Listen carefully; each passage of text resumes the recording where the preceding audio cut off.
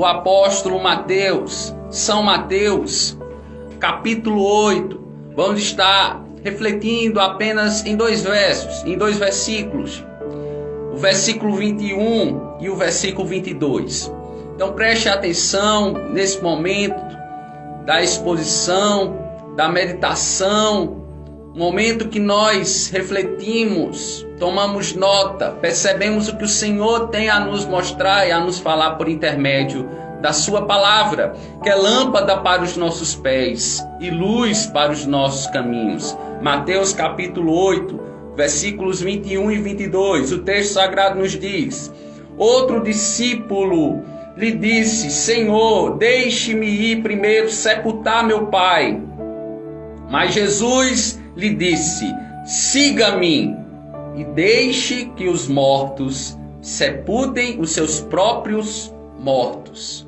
Pai, no nome do teu Filho amado Jesus Cristo, fala conosco por intermédio da tua santa palavra, a fim, ó Deus, de edificar o teu povo e também, ó Deus, aqueles que ainda não receberam a ti como único suficiente Salvador. Desperte as mentes, traga mentes cativas ao trono da tua graça, porque nós entendemos que já somos discípulos teus, mas estamos aqui para levar a tua palavra, para proclamar e anunciar como querigmas esse evangelho poderoso, que é o teu poder para a salvação de todo aquele que crê. Então, ó Deus, que o Senhor entre nas mentes por intermédio da tua palavra, por intermédio, ó Deus, da iluminação do teu Santo Espírito, a fim de que pessoas possam confessar a ti, a fim de que pessoas possam se arrepender e crer genuinamente com a fé direcionada e única e exclusivamente ao teu Filho Jesus Cristo. Nós assim te oramos, faz o teu reino avançar e nos conforme à imagem do teu Filho Jesus Cristo, em nome de Jesus e para a tua glória. Amém. Nós estamos diante, meus amados irmãos, de mais um encontro de Jesus. Ouvintes do programa Palavra Verdadeira, eu quero que você preste atenção no conceito que eu estarei dando conceituando ao longo desta meditação, desta breve explanação que estarei fazendo nesse momento, o conceito relacionado a discípulos, ou ao discipulado que Cristo ele nos dá, ele nos proporciona como Senhor das nossas vidas, como Mestre por excelência das nossas vidas. E fazer discípulos, ouvintes do programa Palavra Verdadeira, pode ser entendido de diversas formas, em variados contextos. Nos Estados Unidos, por exemplo, fazer discípulos pode significar ter alguém a quem prestar contas ou ter um parceiro de oração. Segundo o pastor, o reverendo Mark David, ele diz o seguinte: através do discipulado, uma pessoa ajuda a outra a seguir a Jesus.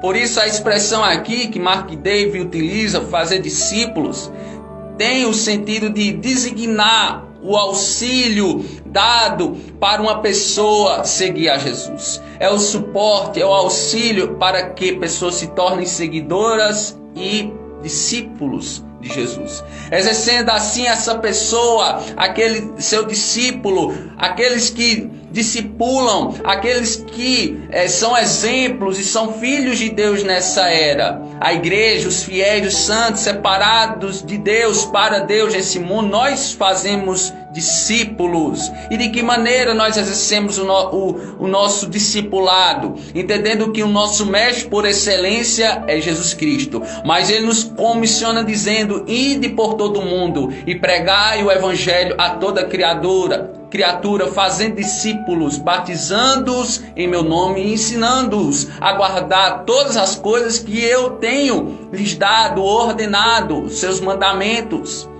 Então nós devemos entender que nós temos uma influência espiritual sobre, e de forma intencional, proposital, voluntária, todos aqueles que nós O Senhor nos incumbiu com a tarefa de ensinar, de instruir a respeito das verdades contidas nas Sagradas Escrituras. E isso envolve tomar uma iniciativa, ensinar, servir como modelo, amar de forma humilde a Irmandade em Cristo e aqueles os quais nós apacentamos, as ovelhas do rebanho do Senhor Jesus Cristo.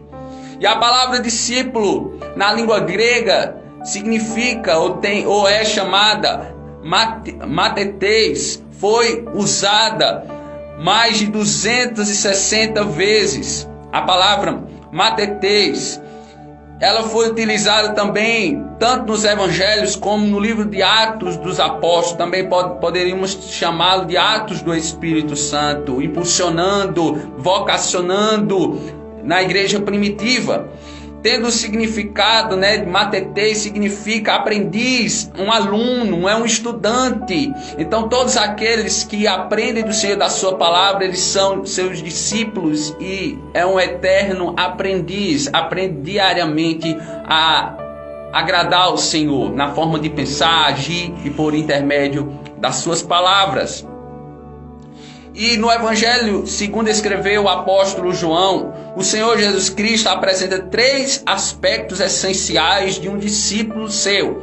O primeiro aspecto para ser um discípulo de Jesus, essa pessoa ela deve continuamente estar envolvido com a palavra de Deus. O Senhor Jesus Cristo vai dizer: conhecereis a verdade e a verdade vos libertará. Então ele mesmo disse: eu sou o caminho, a verdade e a vida. Ninguém vai ao Pai a não ser por mim. Então é a verdade de Deus. Nós devemos estar comprometidos com esta verdade, compromissados com esta verdade. Mas um segundo aspecto que eu quero que você preste atenção: para ser um discípulo de Jesus, essa pessoa, ela que dá a vida pelos outros. Essa pessoa ela deve se esmerar em servir ao próximo, até o próximo como superior a ela mesma, a si próprio.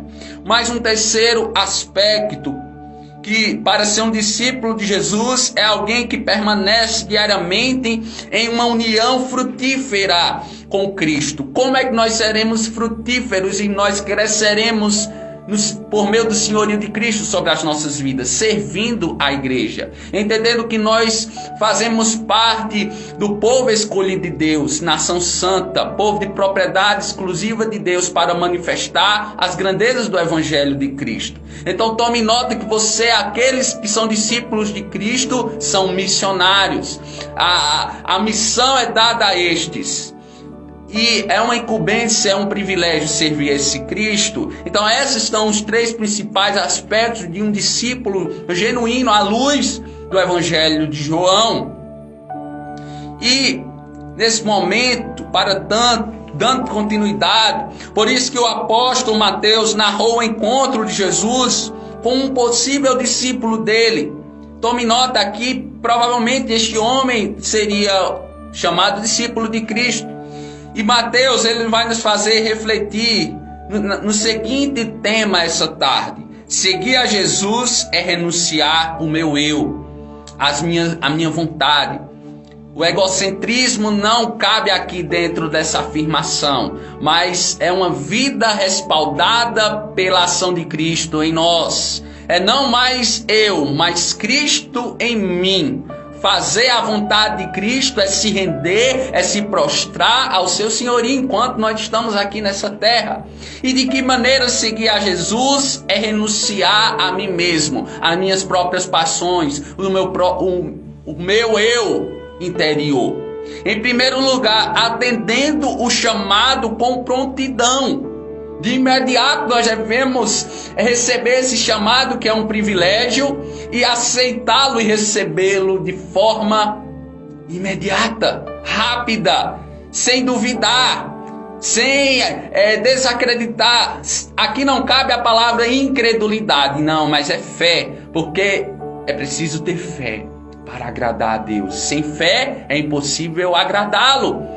Então, o texto diz no capítulo 8, versículo 21, que nós lemos inicialmente: Outro discípulo lhe disse: Senhor, deixa-me ir primeiro sepultar o meu pai.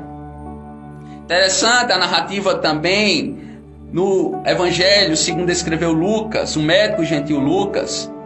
Ele vai, interessante notar que ele vai acrescentar algo interessante essa narrativa narrada em Mateus, como um complemento, como uma ênfase que ele queria dar ou revelar ou manifestar por intermédio do seu Evangelho. E Lucas capítulo 9, versículo 59, ele vai dizer o seguinte: o outro disse: siga-me.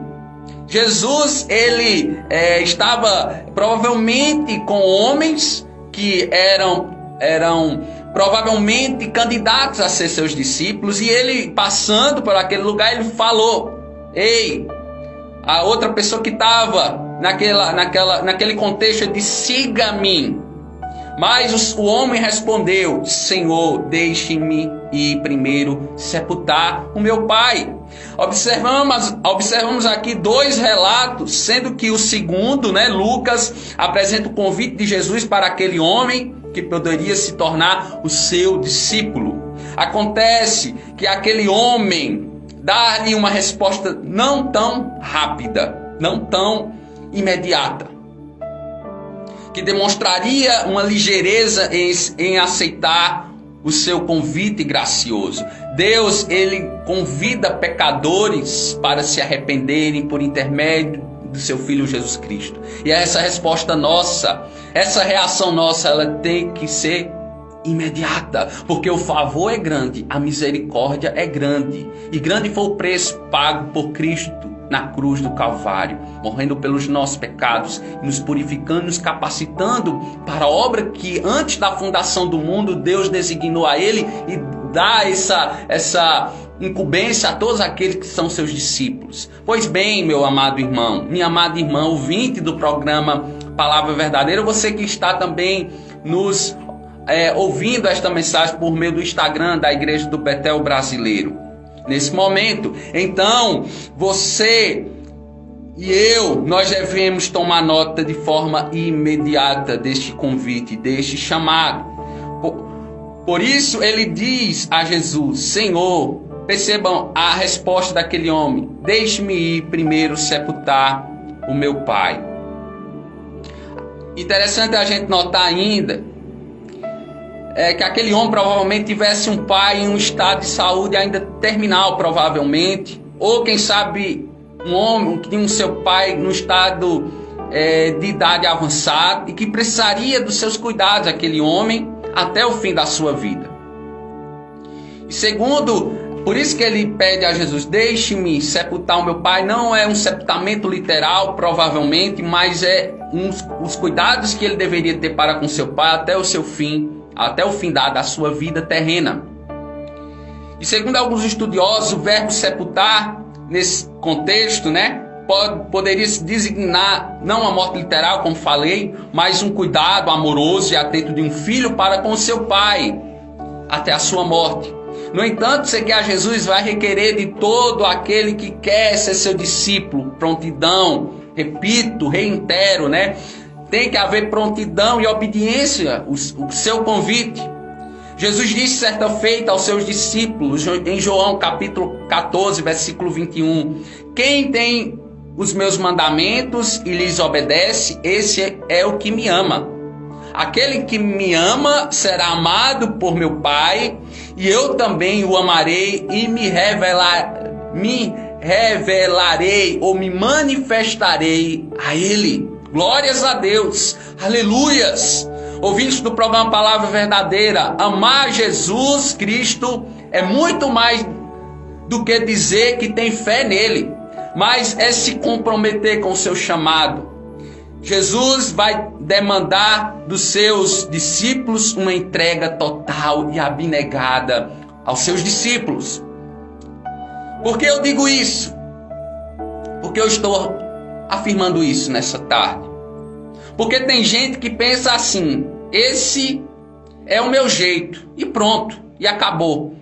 É aquela história, eu nasci assim e vou morrer assim, Infelizmente tem gente que não é aberto, não se permite aprender, tem um coração enrijecido, duro para a proposta do Senhor Jesus Cristo para a sua vida, que é tão somente amar a Deus sobre todas as coisas e ao seu próximo como a si mesmo. Esse é o mandamento que o Senhor Jesus Cristo nos deixou, meu amado ouvinte do programa Palavra Verdadeira. O discípulo de Jesus foi chamado para ser do jeito de Cristo.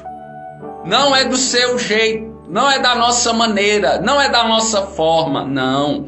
Mas é da maneira, da forma e do jeito de Cristo. Porque nós somos imitação de Cristo. Ele é o nosso modelo. Não devemos fazer as coisas segundo a nossa consciência pecaminosa, mas segundo o ensino, o conselho e a instrução de Cristo por intermédio do Espírito Santo, da verdade que o mundo não pode receber e que ele sopra em todos aqueles que recebem a ele, a Jesus.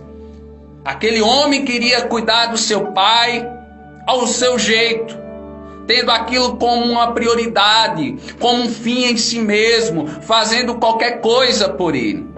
E segundo o puritano Matthew Henry, existem 3 tentações que podem impedir que sigamos a Cristo. A primeira delas é a descansar em um discipulado relaxado e não querermos se aproximar de Cristo de forma séria.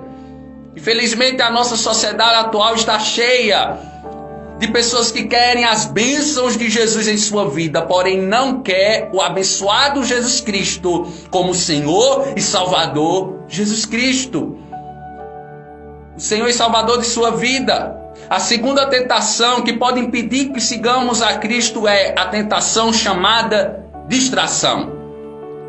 A distração do pai que está doente ou do filho que está doente. Não estou dizendo aqui que você deve deixar o seu pai de lado, a míngua, não.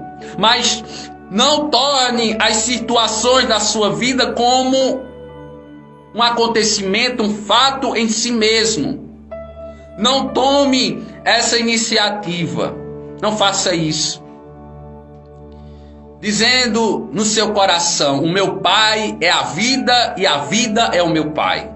Até as pessoas que têm os seus entes queridos como ídolos na sua vida. Elas são autocentradas nessas pessoas. E muitas delas têm várias e outras distrações que de alguma forma se tornam barreiras, empecilhos para que nós sejamos discípulos de Cristo. A distração, por exemplo, chamada dinheiro. Quantos têm amor ao dinheiro e se apegam drasticamente ao dinheiro? E são pessoas egocêntricas, egoístas, amam a si mesmo, são ensimesmados, cheios de si. Outra distração é a fama. O poder, quem sabe, o sexo de forma demasiada, ilícito, a política, a religiosidade pagã, a informação, né? A tecnologia da informação hoje de forma tão abrangente nas vidas, bem como, né, o bem-estar próprio, casas, enfim, o acúmulo de riquezas desenfreado. Infelizmente são tantas as distrações nessa era, neste mundo, que inviabilizam nós sermos discípulos de Cristo, se nós não prestarmos atenção. E a terceira e última tentação que pode impedir que sigamos a Cristo é a tentação do dever. A pensar que nosso dever para com os nossos relacionamentos nos isentará de nosso dever para com Cristo.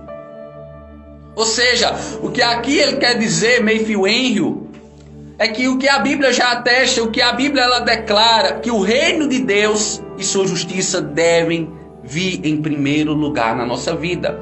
O reino de Deus deve ter primazia na nossa vida, que as demais coisas vos serão acrescentadas. O que são essas demais coisas? O que comer, o que beber e o que vestir.